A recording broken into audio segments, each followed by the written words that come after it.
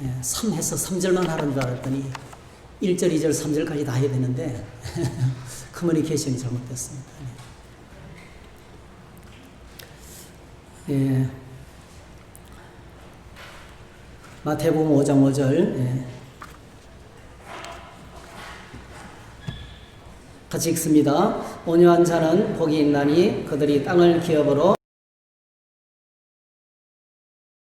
이런 제목으로 말씀을 나누겠습니다. 잠시 기도하겠습니다. 하나님, 저희들이 이 맥주 감사절을 지키면서 하나님 우리에게 주신 복을 묵상하고 있습니다. 감사하게 하시고 기쁨이 넘쳐나게 하시고 은혜가 충만케 하시고 말씀을 통해서 나를 보며 하나님을 바라보는 귀한 시간 되도록 도와주시옵소서. 예수님의 이름으로 기도하옵나이다. 아멘. 1년에 2번씩 반을 보내고 주신 은혜를 고백하고, 또 연말에는 저희들이 11월 달에 즐깁니다. 당연히 감사에 대한 이야기를 하겠죠. 그런데 오늘 저희들이 이렇게 정기적으로 규칙적으로 내 자신을 돌아보고 믿음의 감사를 회복하는 그런 은혜가 참 귀하다는 생각을 해보게 됩니다. 특별히 이제 지금 저희들이 처해 있는 상황은 온통 사회적으로, 정치적으로, 경제적으로, 또 이 대내외적으로 위험하고, 하나님을 향한 감사에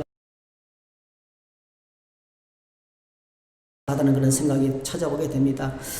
특별히 우리 산상수훈을 묵상하면서 여기에 우리의 신앙의 감사의 조건을 다 발견하게 되는데요. 여러분, 다시 한 번 더 그 시대, 지금 말씀 듣는 무리들이 어떤 상황에 있는지 잠시 한번 또 우리가 알고 있지만은 생각해 봤으면 좋겠습니다.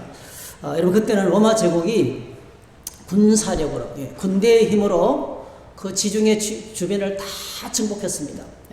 그리고 그러면서 이스라엘도 주전 65년쯤에 정복을 당해서 주전 65년부터 식민지가 되어왔어요. 로마의 식민 통치가 되어왔습니다. 그래서 여러분, 벌써 예수님이 지금 활동하기 시작한 데가 30년에서 33년쯤 되니까 100년이 다 됐어요.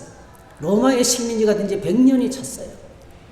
그 100년 동안 식민 통치를 받으면서 얼마나 수탈당하고 고통을 당했는지 우리가 상상이 갑니다. 여러분, 그 당시에 로마는 제국을 계속 확장해 가면서 그들이 했던 것은 길을 닦았어요. 그리고 헬라어로, 코인이 헬라이죠. 코인이 헬라어로 천하를 통일했어요. 길을 닦고 언어를 통일하고, 그리고 세계를 정복해 가면서 자신들의 세력을 떨치고 있었습니다. 그런데 식민지를 향한 통치는 굉장히 잔인했습니다. 식민 통치에서 만약에 반역의 역사가 나타나면 반역자는 차단해서 즉각적으로 군대를 투입했어요. 항상 군대가 모든 식민지에 상주했지만은 이 반역의 조짐만 보여도 군대를 출동시켜서 그냥 다 잡아 죽였어요. 얼마나 잔인하게 통치했는지 몰라요. 여러분 아시는 것처럼 십자가에 매달아 죽였습니다. 이것이 그들의 미덕이었어요. 다시 말씀드리면 그 당시에 로마 제국이 통치하는 그 시대의 가치 개념은 식민 지배를 당하는 사람의 입장에서 볼 때는 잔인한 것이지만요, 로마 사람들 편에서 볼 때는 용감한 거예요. 그 시대의 미덕은 용감함이었어요. 용감. 그러니까 힘과 권력과 용감함이 최고의 미덕으로 여겨지는 그 시대였습니다. 그러니까 그 시대의 분위기가 어떤 것인지 우리가 충분히 짐작을 하고, 이런 상황 속에서 이스라엘 사람들이 얼마나 고통을 당했는지를 알 수 있겠습니다. 여러분, 로마가 오랫동안 지배를 하다 보니까 이스라엘 사회도 자연스럽게 이렇게 구도가 바뀌겠죠. 굉장히 종교가 정치가 하나 되어 있는 이 민족인데요. 당연히 뭐죠? 앞잡이가 나타나겠죠. 로마의 정치 권력과 손을 잡고 역사의 정치 중앙 무대에서 활개치는 그룹, 사도계파였어요. 사도계파. 로마의 앞잡이들이었습니다. 제사장도 그 다음에 하여튼 이 모든 것들이 다 그렇게 장악되고 있었어요. 역사의 중앙에는, 정치 중앙 무대에는 사도계파들이 장악하고 있었습니다. 진보 그룹이죠. 손잡고 하는. 그리고 이제 지방에는 마치 우리나라가 시골 마을마다 과거에 훈장들이 학생들을 가르치면서 동네를 꽉 쥐고 있는 것처럼, 그 당시에는 랍비들이 구석구석마다 회당을 짓고 그리고 뭐죠? 말씀을 가르치면서 지방 보수 세력으로 자리를 차지하고 있었어요. 여러분, 이 바리새파와 사두개의 사이의 갈등이 어마무시했습니다. 엄청난 갈등이 있었습니다. 그에다가 뭐죠? 로마의 압박이 있었습니다. 그러니까 여러분, 그 시대의 상황이 얼마나 불안하고 고통스러워 가득한 사회였어요. 하루도 평할 날이 없었어요. 폭동이 한번 일어나면 적어도 2만 명에서 5만 명이 십자가에 매달립니다. 그런 일이 한두 번이 아니에요. 마을 전체의 3분의 2가 다 죽고 뭐 그런 것은 보통입니다. 그렇게 불안하기 짝이 없는 로마의 통치 아래에 있는 이 백성들, 이 백성을 주님이 찾아오셔서 제일 먼저 사역을 시작하면서 그들에게 선포한 말씀이 이 산상수훈인데요. 그 시대의 통념을 뛰어넘는, 그러니까 주님이 선포되는 말씀은 그 시대의 가치관과 통념과 생각을 뒤집어 놓는 그런 엄청난 말씀을 전하셨어요. 제일 먼저 그들에게 전하신 메시지가 여러분들은 복 있는 사람들입니다라고 선포했어요. 예수님 앞에 말씀 듣는 무리를 향해서 당신들은 정말 복 있는 사람들입니다. 행복한 사람들입니다. 왜냐하면 이유는 간단해요. 지금까지 버림받은 것처럼 왔고 지금까지 아무도 돌보지 않고 유린당하고 찢기고 고통당하고 가난과 억눌림과 포로됨과 보지 못한 것으로 영적으로 방황하고 정치적으로 사회적으로 고통당하던 그들에게 버림받았던 같은 고아처럼 아무도 돌보지 않던 그들에게 왕이 찾아왔어요. 진짜 하나님 나라 왕이 찾아오셔서 그들을 돌보시기 시작하셨어요. 예수님이 제일 먼저 하신 것은 하나님 말씀을 가르치셨습니다. 회개하라, 천국이 가까웠다. 그들의 눈을 열어줬어요. 오늘 이것이 참 중요한 것 같아요. 눈이 열렸습니다. 하나님 나라에 대한 눈이 열렸습니다. 예수 그리스도를 통해서 이 땅이 전부가 아니구나. 눈에 보이는 게 전부가 아니구나. 하나님 나라가 있구나. 하나님 나라에서 주님의 말씀을 듣고 예수님을 영접하고 주님 안에서 새로운 시민으로 태어나게 되고 그리고 세상이 알 수 없는 엄청난 복을 갖고 있구나. 눈을 열어서 어둠을 뚫고 눈을 열게 하셨어요. 어둠이 그들을 가두고 있었는데요. 그 어둠의 세력을 몰아내시고 주님께서 그들에게 빛을 비춰주시고 영적인 눈이 열려서 하늘을 볼 수 있는. 그래서 참 놀라운 것이 상황은 여전히 똑같았습니다. 예수님이 오셨지만 똑같은 로마가 다스리고 있었어요. 폭동이 일어나면 진압을 해요. 여전히 세상은 잔인합니다. 여러분. 고통이 가득해요. 놀랍습니다. 그들이 주님이 누구신지 발견하고 나사렛 예수 그리스도, 초라한 나사렛 예수 그리스도의 모습에서 전능하신 하나님의 모습을 보고 하나님께서 보내신 메시아라고 믿고 그 예수님을 영접하고 받아들이는 순간에 그들은 존귀한 하나님의 자녀가 되고 하나님의 돌보심을 받기 시작합니다. 보게 하시고 그리고 눌림과 갇힘에서 자유롭게 되고 가난에서 해방되고 그들을 묶고 있던 모든 질병에서부터 자유케 되고, 그러니까 그 무엇도 그들을 얽어낼 수가 없어요. 로마의 강력한 정치 권력도 질병도 사회적인 억압 구조도 그들을 가둘 수가 없어요. 겉으로 보기에는 묶여있는 자 같은데 심령에 말로 다 할 수 없는 평안이 흘러넘치는 거예요. 해방된 자가 되는 거예요. 여러분, 이것이 신앙의 감격입니다. 이 신앙이 하는 것이 바로 이거예요. 예수 믿으면 아무런 변화가 있을 수 없어요. 그냥 그대로 똑같이 가난하고 똑같이 문제가 있고 똑같이 고통 가운데 있을 수 있어요. 놀랍게도 주님을 마음속에 영접하고 주님의 통치 안에 들어가면 우리의 신분이 달라지고 하나님을 만나는 자가 되고 하늘 평안이 임하고 그 무엇으로부터도 묶이지 않는 자유케 되는 그 복을 누리게 되는 것입니다. 이것이 믿음 안에 오는 하나님께서 주시는 큰 감격입니다. 여러분, 주님이 내 안에 오시면 내 삶의 모든 문제를 해결하시는 전능자가 되시는 것을 보게 되는 거예요. 그분이 나의 구원자가 되시는 걸 보게 됩니다. 그래서 예수님께서 요한복음에서 이렇게 말씀하셨어요. 영접하는 자, 곧 그 이름을 믿는 자들에게는 하나님의 자녀가 되는 권세를 주셨으니 이는 혈통으로나 육정으로나 사람의 뜻으로 나지 아니하고 오직 하나님께로부터 난 자들이라. 신비스러운 사건이죠. 주님으로부터 태어나서 하나님으로부터 말씀 듣고 주님 보좌 앞에 나가면 하나님의 자녀로 태어나게 됩니다. 하느님 나라 그때부터 종전 하나님이 돌보시고 하나님께서 인도하시고 하나님께서 먹이시고 하나님께서 이끄시는 하나님의 케어를 받는 하나님의 통치 속에 있는 로마의 통치 가운데 있지만은 하나님이 그를 통치하시는 그 심령이 되고 그 인생이 되고 그 삶이 된다는 사실을 말씀했습니다. 니고데모와의 대화 속에도 그렇게 말했죠. 진실로 진실로 내게 이르노니 사람이 거듭나지 아니하면 하나님 나라를 볼 수 없다. 하나님께로부터 태어난 거듭난 하나님의 사람이 되어서 영적인 세계를 바라보는 눈이 열려서 하나님의 복을 보게 되는 은혜를 누리게 됩니다. 여러분 오늘 저와 여러분들이 맥주 감사절에 눈이 열리기를 축복합니다. 내게 주신 하나님의 복을 볼 수 있기를 바랍니다. 내가 하나님 안에서 얼마나 존귀한지 그 신앙의 가장 기본적인 복이에요. 그리고 가장 큰 복이에요. 여러분 누가 뭐라 그래도 내 삶에 주는 예수 그리스도입니다. 그분이 내 인생을 책임지실 거예요.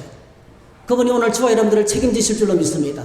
모든 상황 가운데서 먹이시고 입히시고 보호하시고 문제를 해결하시고 갇힌 것처럼 보이지만은 자유케 되고요. 묶여있는 것처럼 보이지만은 행복한 자가 되고요. 소란한 세상 가운데 있지만은 하늘의 평안을 누리며 살아가는 그 복, 그게 주님 안에 있는. 그래서 여러분들은 행복한 사람들입니다라고 말하고 있는데 눈이 열렸을 때, 하늘을 향한 눈이 열릴 때 감사의 고백이 나오게 되는 것입니다. 신앙의 감사는 여기서부터 시작이 되는 거예요. 여러분 날마다 저희들이 예배하고 말씀 읽고 기도하면서 이 연이 하늘을 향한 눈이 활짝 열리시기를 축복합니다. 그 다음에 두 번째로 예수님께서 그들에게 이제 가르치신 것은 세상 가치관하고 완전히 다른 하나님 나라의 복을 가르치셨어요. 예수님께서 뭘 가르쳤어요? 주님께서 가르치신 것은 가난한 자는 복이 있다 이렇게 가르쳤어요. 애통해하는 자는 애통하며 슬퍼하는 자는 복이 있다 이렇게 했어요. 그리고 오늘 온유한 자는 복이 있다 그랬어요. 여러분 이 가난과 애통과 슬픔과 온유는요 그 당시 로마 사람들의 지배하는 그 시대에는요 쓰레기 같은 거예요. 이건 입에도 담을 수 없는 거예요. 이건 가치도 하나도 없는 거예요. 그 시대 최고 가치는 돈과 힘과 용기였어요. 그들이 말하는 잔인함, 분사력이었어요. 오늘도 똑같이 이 세상을 뭘 이야기합니까?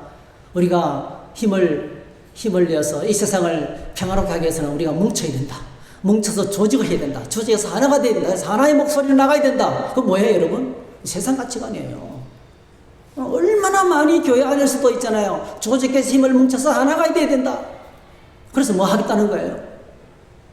여러분, 지난주 우리가 예배에 대해서 예배는요, 예배를 통해서 하나님을 영화롭게 하고 주님의 백성으로 살아가는 것 외에 어떤 목적도 없어요. 예배를 통해서 정치하고, 예배를 통해서 이념을 주입하고, 예배를 통해서 도덕교육시키고, 예배를 통해서 잘 사는 거 가르치고, 아이들 공부 잘하는 거 가르치고, 아니에요, 여러분.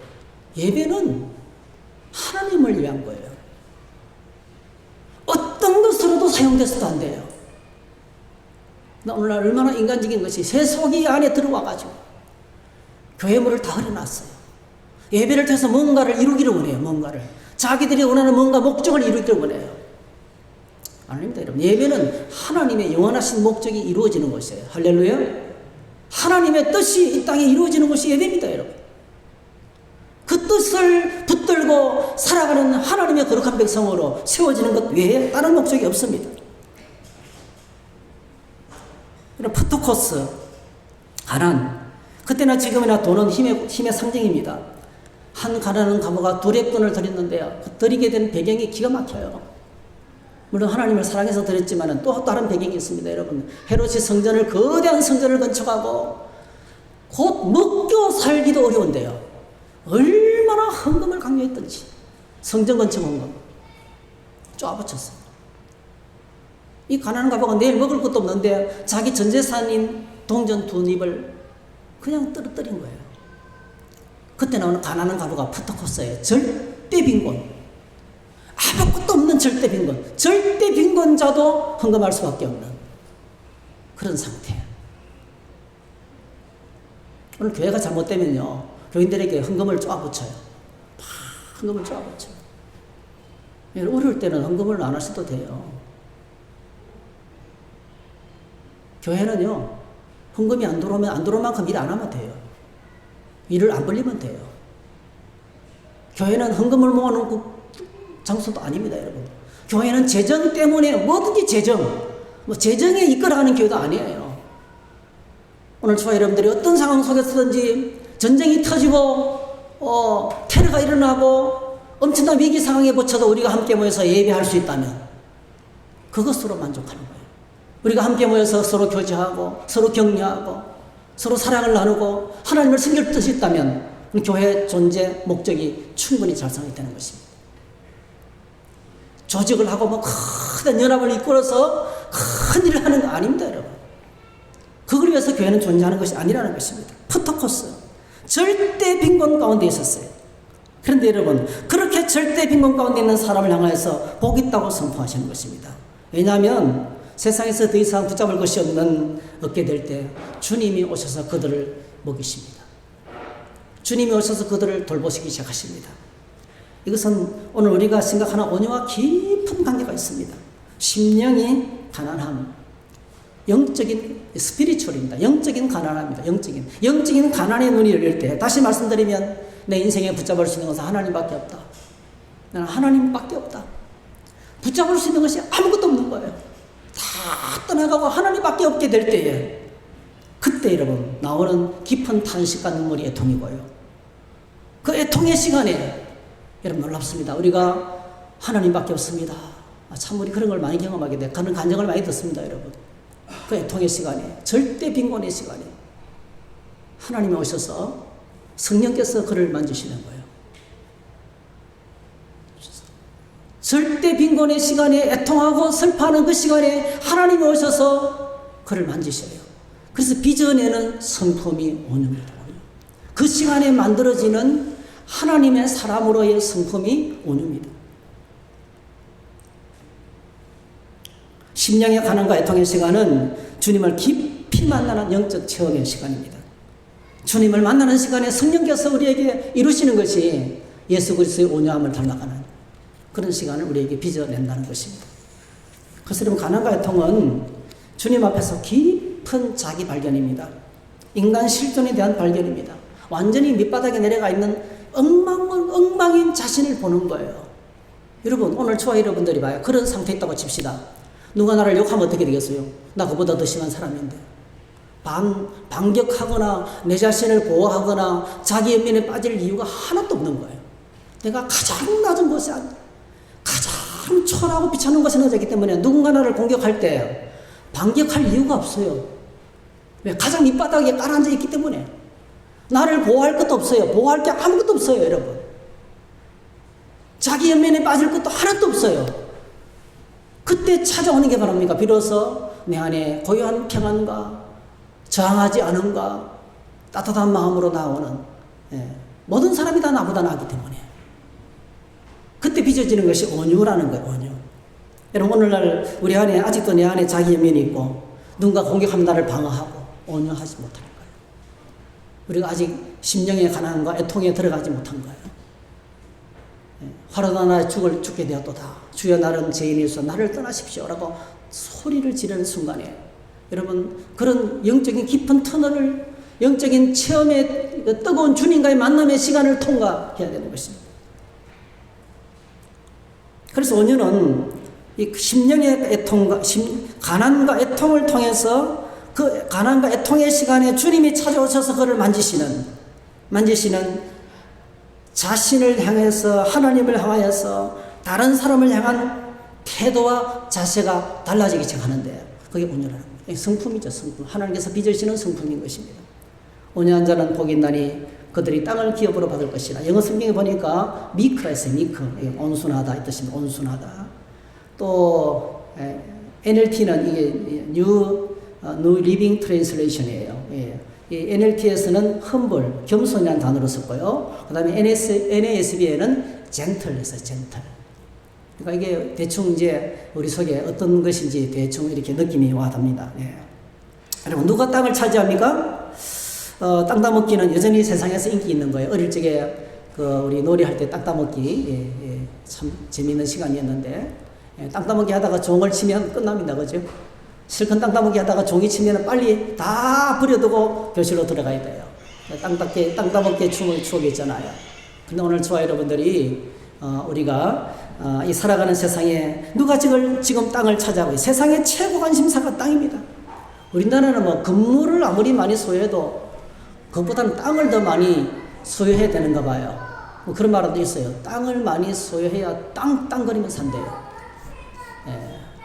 이게 이제 이 우리 시대의 엄청난 하나의 그거죠. 가치관이죠. 여전히 돈에 있고 물질에 있는 가치관의 중심이 거기에 있는 이 시대의 하나의 큰 모습을 반영합니다.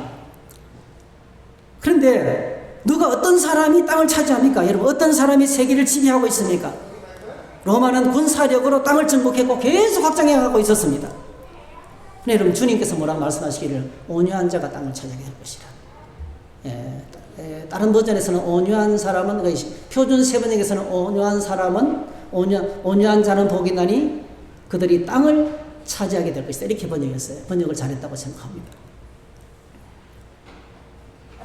여러분 다윈의 진화론은 굉장히 사실은 세속적입니다. 다윈의 진화론이 주장하는 생태계 원리는 어떤 것이면 약육강식이죠. 그래서 강자만이 생존 경쟁에서 살아남는 것처럼 말합니다. 근데 실제로 자연을 보면 전혀 그렇지 않습니다. 완전히 반대입니다. 강한 동물의 상징인 사자나 호랑이는요 멸종 위기에 있습니다. 동물원에 가야 볼 수 있어요. 그러나 소나 양처럼 온순한 동물들은 얼마나 개체수가 많은지 여전히 가득합니다. 세상에. 큰 물고기는 작은 물고기를 먹고 잡아먹고 삽니다. 그래서 바다에는 온통, 그런데 여러분 바다에 온통 큰 물고기만들 있나요? 아니에요. 큰 물고기는 별로 잘 안 보여요. 멸치같이 이런 셀 수 없는 어마무시한 작은 것들이 바다를 점령하고 있습니다. 폭설이 내리면 강한 소나무는 쉽게 부러지지만 휘청거리는 수양버들이나 갈대는 절대로 부러지지 않고 끝까지 무성하게 존재합니다. 여러분 물하고 바위가 싸우면 어느 쪽이 이길 것 같아요? 물과 바위가 싸우면 강한 바위가 살아남을 것 같죠? 근데 물이 이깁니다. 태양과 태풍이 싸우면 어느 쪽이 이길 것 같아요? 태양은 조용하게 일하지만은 걸어가는 사람의 옷을 벗깁니다.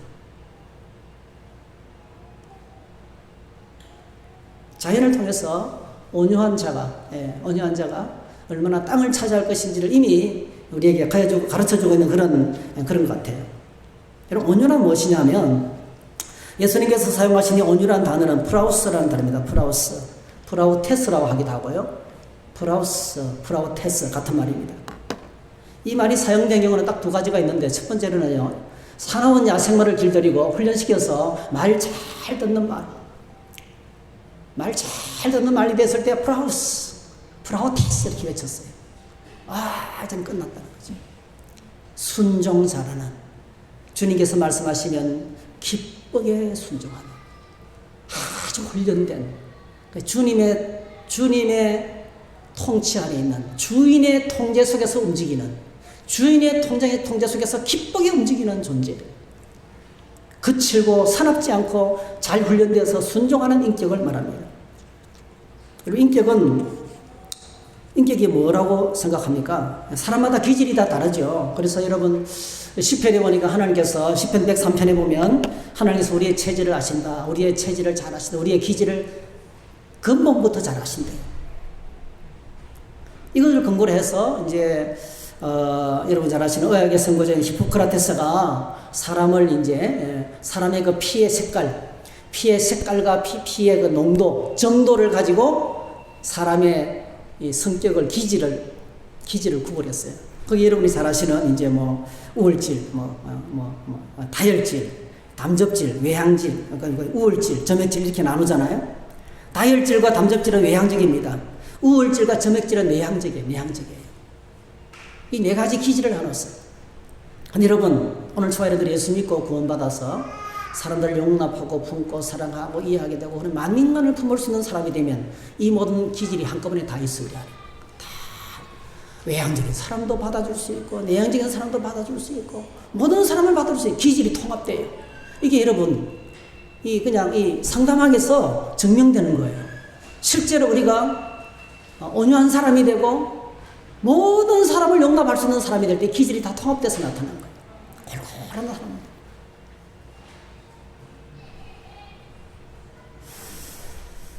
가끔 여러분 텔레비전에서 그래서 여러분 이 온유라는 것은요, 뭐 우유부단함도 아니고 무능력함도 아니고 게으른 것도 아니고 인간적으로 싹싹하고 부침성 있는 것도 아니고 친절한 것도 아닙니다. 이거는 사나운 것이 훈련되고 조절되어서 부드럽고 따뜻한 사람이 되는 거예요.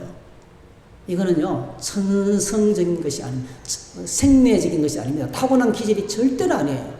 이거는 심령이 가난한 자가 애통하는 시간을 통해서 성령께서 빚으시는 성령의 열매입니다.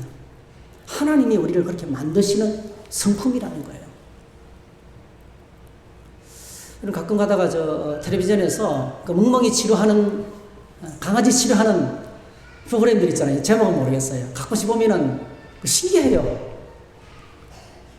밖에서 뛰어놀아야 될 강아지를 집안에 가둬 놓고 키우다 보니까요, 온갖 정신질환을 앓는 거예요. 어떤 개는요, 집 주인이 개를 두고 떠나면 자기가 버림받았다 생각해가지고 못 견디는 거예요. 집안에 있는 것을 엉망으로 만들어 놓는 거예요. 주인이 자기를 버리고 갔다는 거예요. 어떤 개는요, 사람들만 오면 물고 공격해요. 이게 감당이 안 돼요. 저에게 우리 성도님 가정 중에도 제가 한번 찾아가 뵀는데 못 가는 이유가 그거예요. 사람만 가면 못 돼요. 공격을 한대요. 한번 도둑이 들었대요. 그 다음부터는 그렇다는 거예요. 이게 이런 문제가 이런 갖가지 문제가 있는데 여러분, 그 전문가가 이렇게 일단 개를 관찰하죠. 그러더니 이 개는 이래서 그렇다라고 이제 쭉 개의 이력을 보고 이제 다 이렇게 살면서 진단을 하고, 그리고 이제 마지막 내리면 이제 개를 치료하기 시작하잖아요. 그래 여러분, 일주일 만에, 한 달 만에 개가 완전히 바뀌어요. 주인 말을 잘 듣는 온순한 개로 바뀌어요. 속으로요, 짜고 치는 것 같아요. 근데 짜고 칠 수가 없잖아요. 사람하고 개니까. 사람하고 개가 어떻게 짜고 칠 수 있어요? 그걸 보면서 그런 생각이 들어요. 이 온유라는 것은요, 우리 스스로 노력으로 안 됩니다, 여러분. 주님이 오셔서 나를 다스려야 돼요. 내 삶의 전문가 되시고 치료 되시는 예수님께서 오셔서 나를 만지셔야 돼요. 성령께서 나를 만드셔야 돼요. 성령께서 나를 만지셔야 돼요. 거칠고 사납고 공격적이고 자악하고 이 모든 것들을 뭐죠? 주님이 오셔서 만지셔야 돼요. 오늘 저와 여러분의 삶에 얼마나 문제가 많은지 모릅니다. 특히 통제가 안 되는 것들이 많이 있습니다. 분노가 조절되지 않습니다. 분노 조절 장애. 우리 안에 마음이 통제가 되지 않습니다. 통제되지 않는 말과 감정, 불과 같습니다. 통제되지 않는 말과 감정은 불과 같습니다. 야고보서에서는 그 통제되지 않는 감정과 말이 얼마나 무서운 것인지 말하고 있어요. 이렇게 말하고 있어요. 야고보 3장 5절 8절 이와 같이 혀도 작은 지체로 되어 큰 것을 자랑하도다. 보라, 얼마나 작은 불이 얼마나 많은 나무를 태우는가. 혀는 곧 불이요 불의 세계라. 혀는 우리 지체 중에서 온몸을 더럽히고 삶의 수레바퀴를 불사르나니 그 사르는 것이 지옥불에서 나느니라.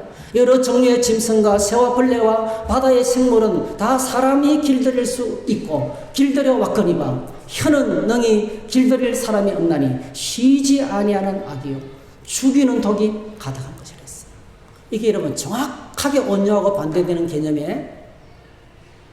이게. 사납고 거칠고 통제되지 않는 우리의 마음과 감정과 언어는 이렇게 무섭다는 거예요.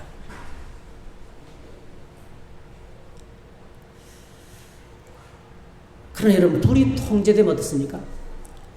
불이 통제되면 어떻게 됩니까? 행복한 가정공간의 주방이 됩니다, 여러분. 거기서 기가 막힌 요리가 나오고 행복한 대화가 오고 하고 아름다운 코인을 위해서 얼마나 아름다운 공간을 만드는지 몰라요. 통제되지 않는 것. 주님의 통제 속으로 들어가야 돼요. 오늘은 10년의 가난과 애통의 시간을 통해서 우리가 하나님의 통치 아래 들어가 있는 상태를 말합니다. 하나님의 통치 아래 들어가 있는가? 그래서 여러분 저와 여러분들 질문하셔야 돼요. 나는 나의 감정이 주님의 통치 아래 있는가? 나의 언어가 지금 하나님의 통치 아래 있는가? 나의 물질에 대한 가치관도 하나님의 통치 아래 있는가? 어떨 때는요, 나도 모르게 인터넷을 검색하다가 막 물건을 사요. 이 통제가 안 되는 거예요. 물질에 대한 욕심이에요, 욕심. 뭔가를 내가 가지겠다는 무서운 욕심이에요. 통제되지 않는 소비. 아니면 여전히 육신의 노예가 되어 있는가? 나의 삶의 방향이 이 세상의 가치관에 이끌리고 있는가? 아니면 주님의 성령의 지도하신 가운데 통제되고 있는가? 여러분, 우리가 하나님의 은혜를 생각하면 내가 원하는 대로 다 이루어지는 것만 생각해요. 성령께서 여러분의 삶을 어떻게 인도하셨습니다면요, 우리 이렇게 말해요. 하나님께서 엄청난 위험이 있었는데 땅을 못 가게 막아주셔가지고 내가 살아남았다고. 살아남은 이야기. 그리고 우연히 뭘 했더니 대박을 맞아가지고 횡재를 했다, 이런 거 하나님 인도하셨다는 거예요. 그런 것만 이야기해요. 근데 여러분, 진짜 부모가 자녀를 어떻게 인도합니까? 그 중에 많은 부분이 이렇게 말합니다. 나 오늘 저 친구 집에 가서 놀다 올게. 놀다 오지만 11시까지 와. 왜 11시까지 와야 되는데요? 그렇게 말할 때는 뭐라고 말할 거예요? 그렇게 말해. 내 마음대로, 난 마음 놓고 놀다 올 거야. 그러면요, 우리 집에는 그게 안 돼. 그러려면 다 가. 다른 집에 가. 옷 다 벗고, 빨가벗고 가. 그러잖아요. 부모님이 자녀를 인도할 때 엄청나게 많은 부분이 책망해요, 책망. 뭐를 하려고 딱 했는데 하나님께서 못하게 하는 거예요.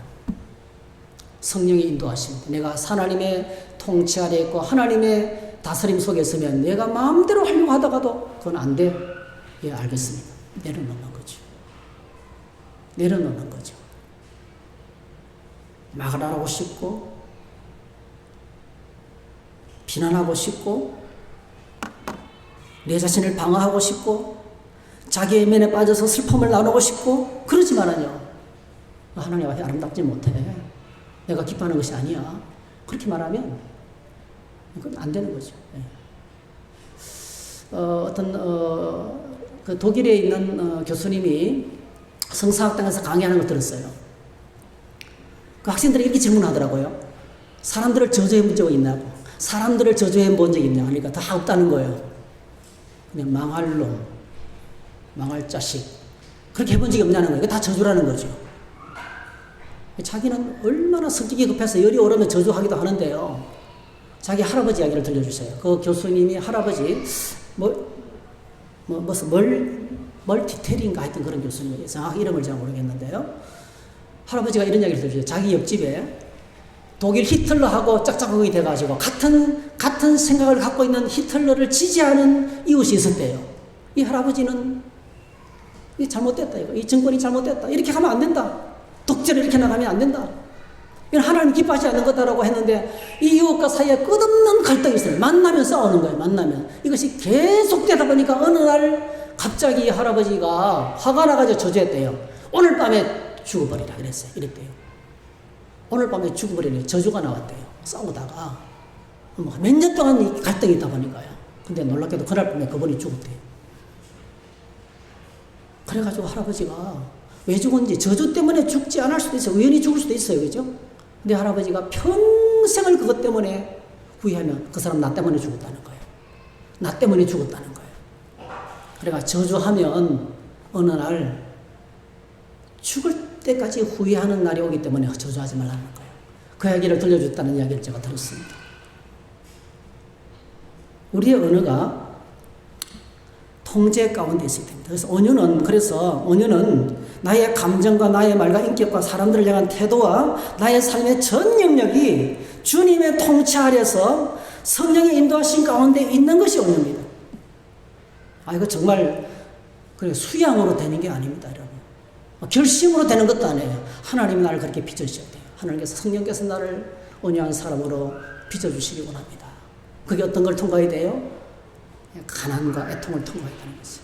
주님을 깊이 만나는 시간을 통해서 하나님이 빚으시는 성품이 온유라는 것입니다.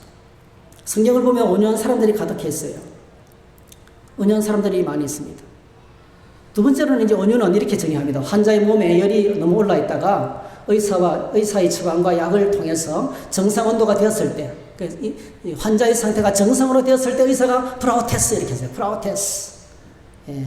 균형을 되찾았다는 거죠. 내 삶의 균형을 되찾았다는 거죠. 너무 한쪽으로 치우쳐 있었는데. 여러분, 사람은, 저도 그런 경향이 있어요. 하나에 꼽히면 그것만 또 미치잖아요. 우리 그런 경향이 다 있습니다. 하나밖에 몰라요, 하나. 말씀을 묵상해도 그것밖에 없어요. 모든 게 그것 맥힙니다. 예배를 드려도 그것밖에 안 보여요. 사람들과의 대화에도 그것만 이야기합니다, 여러분. 하나에 꼽히면. 우리가 그렇게 한쪽으로 치우치기 쉬워요. 근데 여러분, 성령이 임하시면 다 조절되고 정리가 되고 균형을 되찾게 된다는 거죠. 모든 것이 삶의 질서가 정상으로 되찾게 되는 것이 이 온유함이라는 겁니다. 온유한 사람들이 성경에 참 많이 나오는데요. 아브라함이죠. 여러분, 아브라함, 롯과의 갈등이 생길 때 롯을 먼저 떠나보내면서 네가 선택해라. 롯은 소돔 고모라 땅을 선택했지만은 가나안은 척박한 가나안 땅에 남습니다. 시간이 지나고 난 다음에 소돔 성은 완전히 불타없어서 빈털터리가 되고요. 아브라함은 가나안 땅에서 믿음의 족장이 되어서 그 땅을 차지하게 되는, 하나님께서 그 땅을 주시는 말씀대로 되는 역사를 보게 됩니다. 모세는 성경에서 어떻게 말하냐면은 3절에 보니까 이 사람 모세는 온유함이 지면의 모든 사람보다 성하다 했어요. 세상에서 가장 온유한 사람이 모세다 했어요. 이 말을 하게 된 배경이 있어요. 그게 1절 2절입니다. 자, 1절 2절. 모세가 구스 여자를 취하였더니 그 구스 여자를 취하였으므로 미리암과 아론이 모세를 비방하니라. 그럴 수밖에 없지요. 가만 여자를 아내로 맞이했으니까 가족인 미리암과 아론이 모세를 강렬하게 비방했습니다.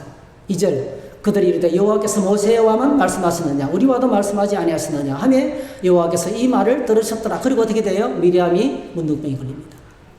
그때 여러분, 그때 모세를 온유한 사람이라 그랬어요. 왜 그랬을까요? 이건 딱 한 가지입니다. 비난을 터부어도 모세는 가만히 있었어요. 일철 반격하지 않았어요. 가만히 있었어요. 그 온유예요. 온유.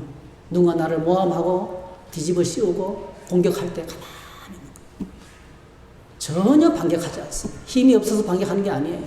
사실은 뭐예요? 이미 하나님 앞에 나는 자격 없는 심령의 가난과 애통이 있기 때문에요. 뭐 더 이상 방어할 것도 없고 아무것도 없는 거예요. 그래, 너희 말이 옳다. 당신 말이 옳습니다. 나 뭐 할 말이 없습니다. 그게 온유라는 거죠. 모세가 그래서 온유했다고 소개합니다. 여러분, 다윗 아시죠? 다윗, 사울왕이 그렇게 따라다니면서 죽이려고 해도 그는 사울왕을 절대로 해치지 않습니다. 하나님의 기름 부으신 종으로 하나님의 말씀의 통치 아래서 그를 대합니다. 인간적으로 한 칼에 없을 수 있는데 절대로 하나님의 기름 부으신 자를 대적하지 않습니다. 온유입니다. 온유. 하나님에 대한 두려움이 그의 온유를 만들었습니다. 여러분 예레미야 아시죠? 예레미야. 그 힘든 메시지를 나라 망한다. 포로가 된다. 항복해라.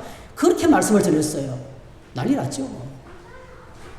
왕이 죽이려고 난리치고 백성들이 죽이려고 난리치고 고난이 끝이 없었어요. 근데 여러분, 예레미야는 끝까지 하나님께 자신을 드렸어요. 타협하지 않고 하나님의 메시지를 그대로 계속 전했습니다. 싫어하든지 말든지. 청중들의 반응을 중요하지 않았어요. 하나님의 말씀이 중요했어요. 하나님께 온전한 사람입니다. 그럼 서대반 자신을 향해서 돌을 들어치는 자를 향해서 그가 무릎을 꿇고 외쳤던 것입니다. 주여 저들의 죄를 용서해 주시기 원합니다. 온유입니다. 온유. 반격이 아니죠. 오히려 축복하고 있습니다. 사도 바울, 동족들이 끈질기게 사도 바울을 따라다니면서 핍박을 했지만은 한순간도 동족의 구원을 해서 기도하기를 쉬는 죄를 범하지 않았어요. 자기를 그렇게 괴롭힌 유대인들의 구원을 해서 고통 가운데서 부르짖어 기도하는 사람. 온유입니다.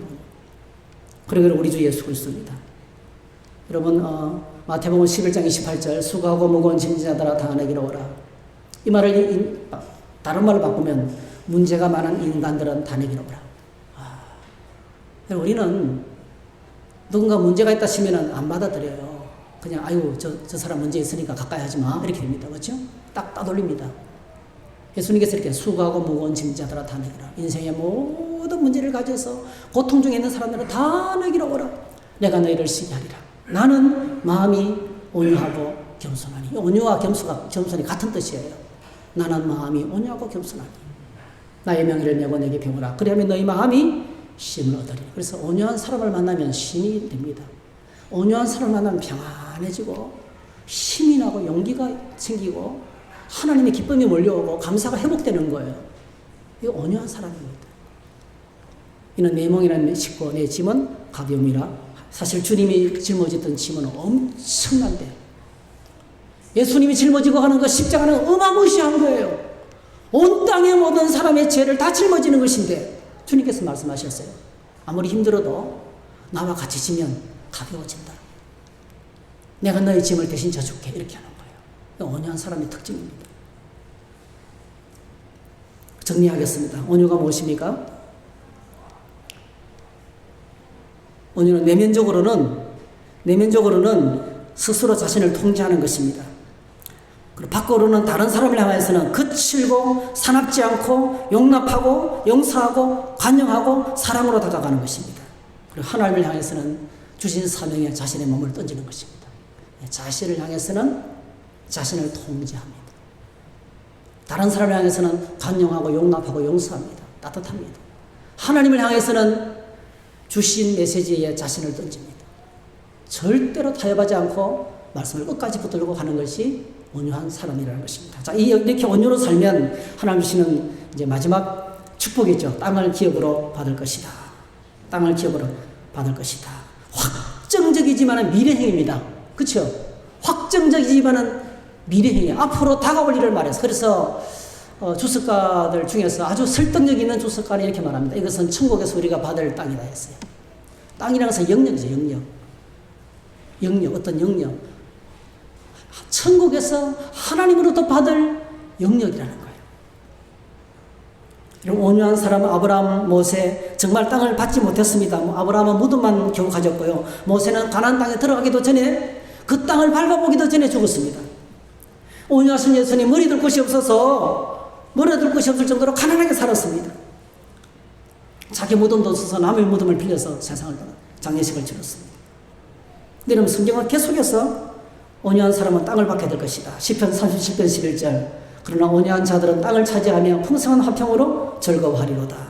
하나님이 약속하신 것이 뭡니까? 여기서 말하는 땅의 의미는 하나님께 소속된 영역입니다. 하나님께 소속됨입니다. 다시 말씀드리면 하나님 안에 있는 참된 만족과 참된 행복입니다. 하나님 안에 있는 참된 행복과 만족. 그러니까 아무것도 없는데 하나님 안에 있는 것만으로도 만족한 거예요. 단단한 거예요. 아무 걱정 없는 거예요. 최고의 행복이 흘러넘치는 거예요. 여러분 하나님 안에 모든 것이 있습니다. 하나님 안에 모든 것이 있습니다. 이 땅에는 잡을 것이 하나도 없지만 하나님 안에 있음으로 말미암아서 가득해요. 충만하게 됩니다.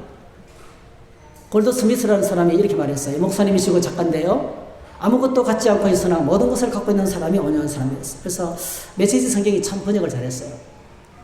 메시지 성경은 이것을 아주 살려서 너무 번역을 잘했다고 이렇게 말했어요. 이렇게 You are blessed when you are content with just who you are, no more no less. 이 말은 더도 말고 덜도 말고 자신의 모습을 그대로 만족하는 너희는 복이 있다. That's the moment you find yourselves proud owners of everything that can be brought. 그 무엇으로도 살 수 없는, 돈으로도 살 수 없는 모든 것에 당당한 주인이 된다. 이 말은 온천하 만물의 모든 것이 다 하나님 안에서 내 것이 된다는 거죠. 그 엄청난 만족감이 몰려오는 거죠. 이 온유한 자리로 들어가면 그보다 큰 만족이 없는 거예요. 어마어마한 만족감이 하나님으로부터 몰려와서 부장된 느낌, 하나님 안에 부요가 내 안에 넘치는 그런 축복을 갖게 되는 것입니다. 그래서 사도 바울이 이렇게 고백해서 이 부요를 이렇게 표현했습니다. 내가 궁핍함으로 말하는 것이 아니라 어떤 형편이든지 나는 자족하기를 비웠노니, 이 자족하는 심령의 상태가 바로 온유입니다.